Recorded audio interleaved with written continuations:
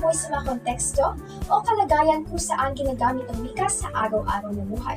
Sa bawat sitwasyon, may kanya-kanyang layunin, kahulugan at paraan ng pagpapahayag na nagpapakita ng kahalagahan ng wika sa araw-araw na komunikasyon.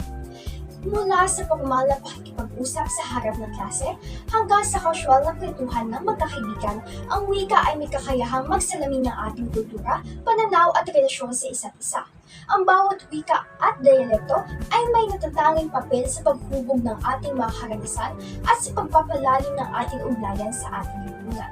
Kaya naman sa ating talakayan ating matututunan ang iba't ibang sitwasyong pangwika sa ating bansa. Kaya naman ano pang hinihintay nyo? Tara na! Ding! Ang bato!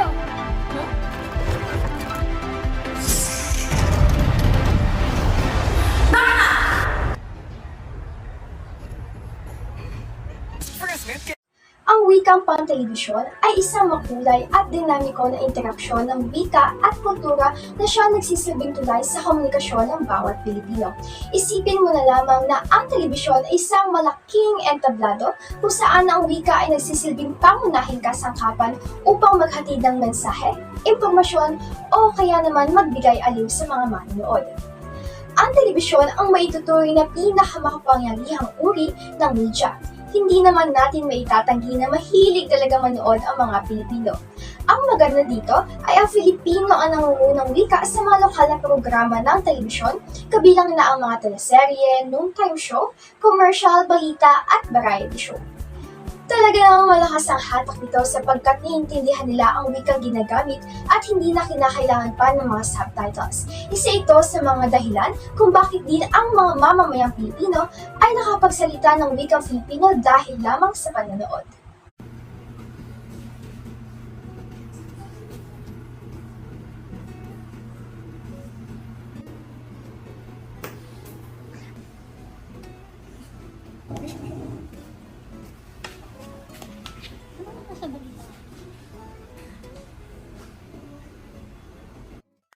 Radyo. Ang radyo ay isang wikang Pilipino na ginagamit sa mga FM at AM. Bagamat ang mga ibang programa ay nasa Ingles at madalas pinapakinggan ng mga lokal ang mga programa na nasa wikang Pilipino para maintindihan din nila. Sa ganitong paraan, nagipapalaganap ang wikang Pilipino sa iba't ibang sektor ng lipunan sa pamamagitan ng musika, balita, at iba pa. Pang-uri ng palabas sa radyo.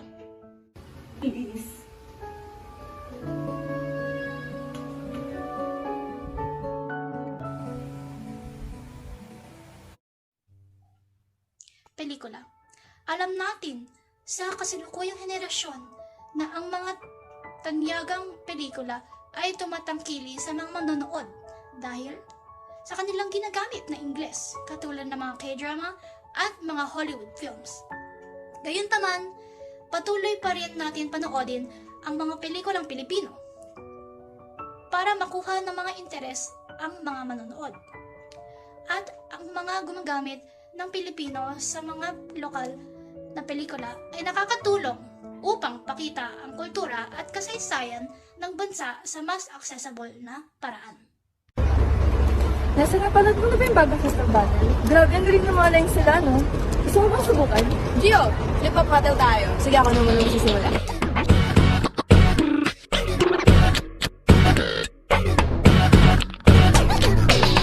Yo, Marissa, tanggapin mo na. Hindi lahat ng bagay ay sa'yo, kaya wag mo nang pilitin pa.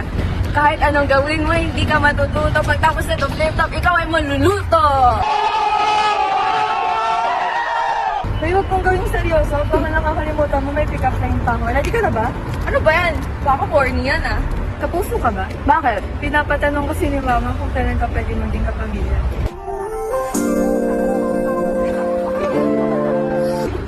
Ang cheesy, pero may hugot din ako. Gusto mo ba marinig? Go! Maglalabas na ako ng hinanakit ko. Alam mo ba kung ano mas masakit? Ano? Yung akala mo special ka sa kanya, tapos iiwanan ka rin pala. Inarot, pusong malambot, yung tipong bumabanat sabay, sabing Ako'y nakasisigurado na lahat tayo ay may ideya o nakatitignan ng mga wikang popular. Kung may ilan sa inyong hindi pamilyar dito, halina't isa-isahin ang mga ito.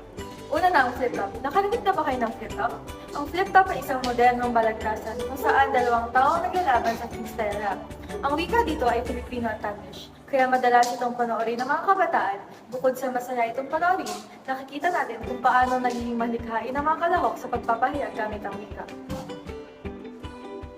Pangalawa, ang mga pick-up lines. Alam niyo ba yun? Yung mga cheesy o corny na linya. Halimbawa, para kang ginto kasi ikaw lang ang may halaga sa akin. Minsan nakakatawa at nakakakilig pa. Hindi lang Filipino ang galing. May mga Taglish din tulad ng, "Are you a magician?" Kasi every time I look at you, everyone else disappears. Ang mga pick-up lines ay nagpapakita ng pagiging malikhain at playful ng mga kabataan. At syempre, hindi mawawala ang mga hugot lines. Ayun yung mga linyang may malalalim na emosyon, pagpapahad ng ating nararamdaman. Lalo na kung may mga pinagdadaanan tayo sa buhay. Halimbawa, bakit ganun? Lagi ako na lang ang nagmamahal, pero hindi ako pinapansin. Diba? Ang sakit naman nun. Kaya, makikita natin na sa mga flip-top, pick-up lines, at hugot lines, ginagamit natin ang wika bilang isang makapangyarihang paraan ng pagpapahayag. Kahit minsan cheesy, nagpapakita ito ng kreatibidad at nagpapahayag ng nararamdaman.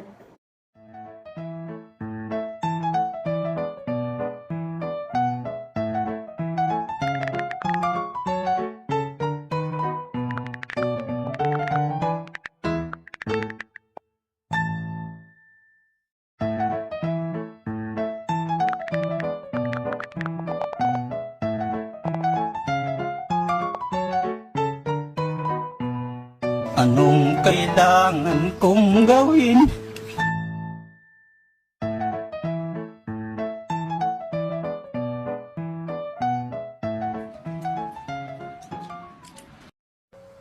Tinaguri ang texting capital of the world ang Pilipinas. Halos humigit kumulang 4 billion na text araw-araw na ipapadala sa ating bansa. Kaya hindi katakatakang makukuha natin ang bansag na ito. Sa panahon ngayon, naging pangangailangan na pagkakaroon ng mobile phones.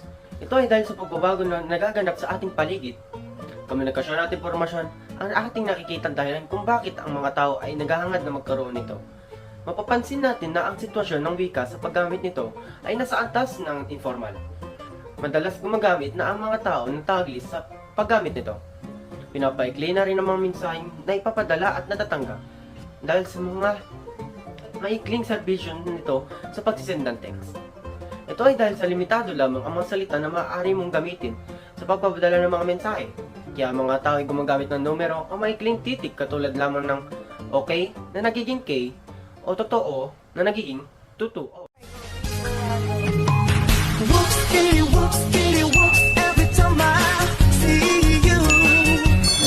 Bili na kayo mga suki! Meron tayong bagong item ngayon. Comment lang ang mind kung gusto nyo makuha. Ito ang ating unang item. Perfect sa mga walang kayak dyan at perfect sa malamig na panahon. Get yours for only $2.99. Comment ang my sweater para makuha nyo na. Oh my God! Ang bilis naman yan! Nasa for sure cozy na cozy ka once na masuot mo to. Kaya ano pang hinihintay mo? PM na for payment details! Hindi na bago ang paggamit ng social media applications at sites sa ating lipunan, lalo-lalo na ngayon na nagkakadabuhol-buhol na ang mga bagong applications na lumalabas katulad ng Facebook, Twitter, YouTube, Instagram at marami pang iba. Madalas na itinuturing ito ng mga netizens na biyaya dahil mas napapabilis na ang pagsakop nila ng impormasyon. Mas nasasabi na nila ang mga mensahe na gusto nilang sabihin dahil hindi na limitado ang bilang ng salita na maaaring gamitin.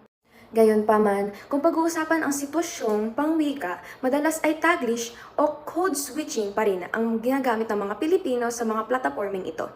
Masasanay silang mag-post, mag-comment o mag-tweet ng mga mensaheng wikang Pilipino o pinagkahalo-halo ng Ingles at Pilipino.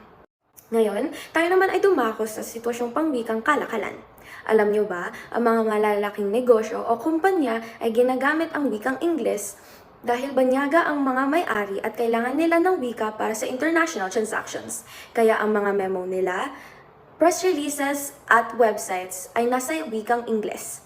Pero sa mga mall, palengke at maliliit na negosyo, karaniwan ang paggamit ng wikang Pilipino.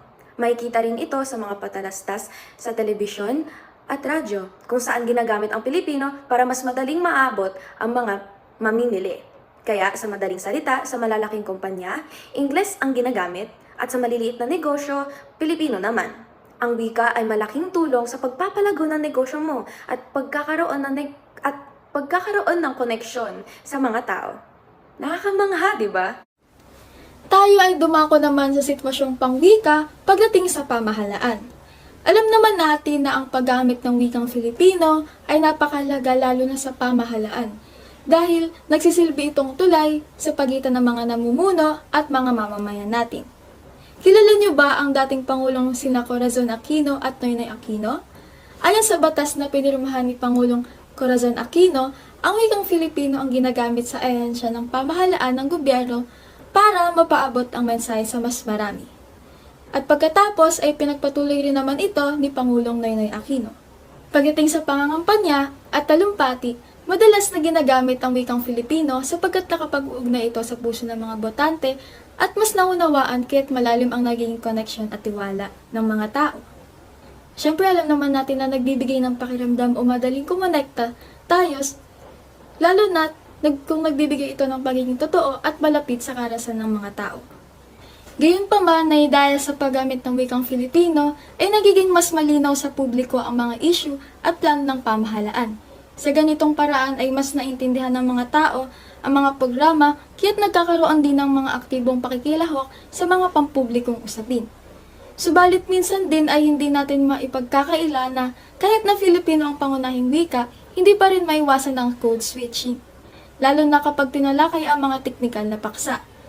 Ang paggamit ng mga salitang Ingles sa ganitong pagkakataon ay kinakailangan upang mas malinaw na maipahayag ang mga konsepto. Pero sa kabuuan naman ay Filipino pa rin ang nananatiling sentro ng mga komunikasyon. Ngayon ay pag-usapan naman natin ang sitwasyong pangwika pagdating sa edukasyon. Alam niyo ba na ang paggamit ng wikang panturo ay naayon sa antas ng pag-aaral? Ito ay upang mas mapadali ang pag-unawa at pagkatuto ng mga bata. Sa kinder hanggang grade 3, ginagamit ang unang wika o mother tongue bilang pangunahing wikang panturo. Ito ay upang maging madali at natural na maintindihan ng mga bata ang mga aralin dahil sanay silang gamitin ang kanilang katutubong wika. Bagaman ang Filipino at Ingles ay tinuturo rin bilang hiwalay na asignatura dahil dito simulang ipinapakilala ang mga pambansang wika. Pagkarating mo naman ng junior high school at senior high school, naging bilingual na ang sistema. Dito ay ginagamit ang Filipino at Ingles bilang wikang panturo at nilalayon para ibalanse ang paggamit ng dalawang wika. Lalo na kung mag-aaral ka sa may mga malalim na diskurso gaya ng mga siyentipikong larangan.